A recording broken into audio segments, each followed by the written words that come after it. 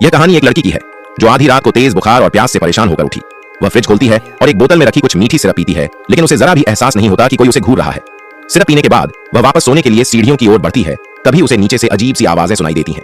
जब वह झांक कर देखती है तो उसके होश उड़ जाते हैं। उसके घर में एक विशाल बाघ घूम रहा होता है। डर के मारे उसके रोंगटे खड़े हो जाते हैं। वह खुद को शांत रखते हुए धीरे धीरे अपने कमरे में लौटती है और दरवाजा बंद कर देती है। वह खिड़की से बाहर भागने की कोशिश करती है, लेकिन पता चलता है कि सभी खिड़कियां लकड़ी के तख्तों से बंद कर दी गई हैं।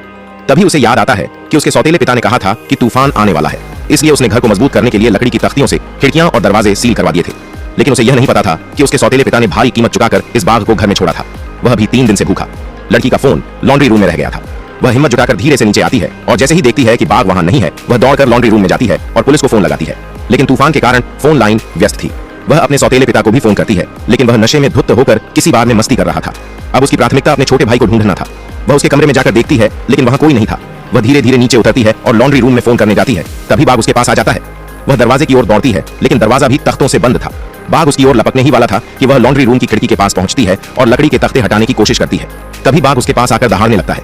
डर के मारे वह कपड़े सुखाने वाली पाइप में घुस जाती है और खुद को ऊपर की ओर खींचने लगती है। नीचे भूखा बाघ उसे खोजता है। पसीने की एक बूंद जमीन पर गिरती है, जिसे बाघ चाट लेता है और ऊपर देखता है। लड़की सांसें रोककर बैठी रहती है, लेकिन तभी बाघ पाइप में घुसने की कोशिश करता है। लड़की पूरी ताकत से ऊपर चढ़ती है और किसी तरह ऊपर पहुंच जाती है। वहां उसे उसका भाई मिल जाता है, जो पूरी तरह शांत बैठा होता है। दरअसल उसकी मां की मौत के बाद से वह गहरे अवसाद और ऑटिज्म से ग्रसित था।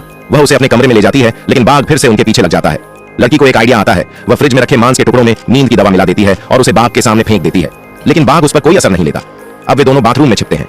लड़की एक टूटी हुई झाड़ू और तौलिया से जलती हुई मशाल बनाती है ताकि बाघ को डराया जा सके, लेकिन बाघ फिर भी उन पर हमला करता है। उनके पास और कोई रास्ता नहीं बचता, इसलिए वे किचन के बड़े फ्रिज में घुस जाते हैं और पूरी रात वहीं बिताते हैं। सुबह होते ही लड़की और उसका भाई बाहर आते हैं। तभी उसका सौतेला पिता घर लौटता है। वह यह देखकर हैरान रह जाता है कि वे दोनों जिंदा हैं। लड़की को टेबल पर रखी एक फाइल दिखती है, जिसमें एक बीमा पॉलिसी थी। इसमें लिखा था कि यदि लड़की और उसका भाई मर जाते हैं तो बीमा की पूरी राशि उसके सौतेले पिता को मिलेगी।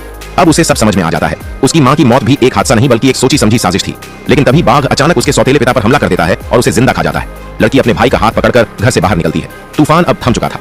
उसका भाई, जो अब तक पूरी तरह चुप था, पहली बार उसका हाथ पकड़ लेता है। बाघ से डरना जायज था, लेकिन उससे ज्यादा खतरनाक था इंसानी लालच। इस दुनिया में ऐसे कई लोग हैं जो अपने स्वार्थ के लिए किसी भी हद तक गिर सकते हैं, लेकिन कुदरत हमेशा अपने हिसाब से इंसाफ कर ही देती है। धन्यवाद।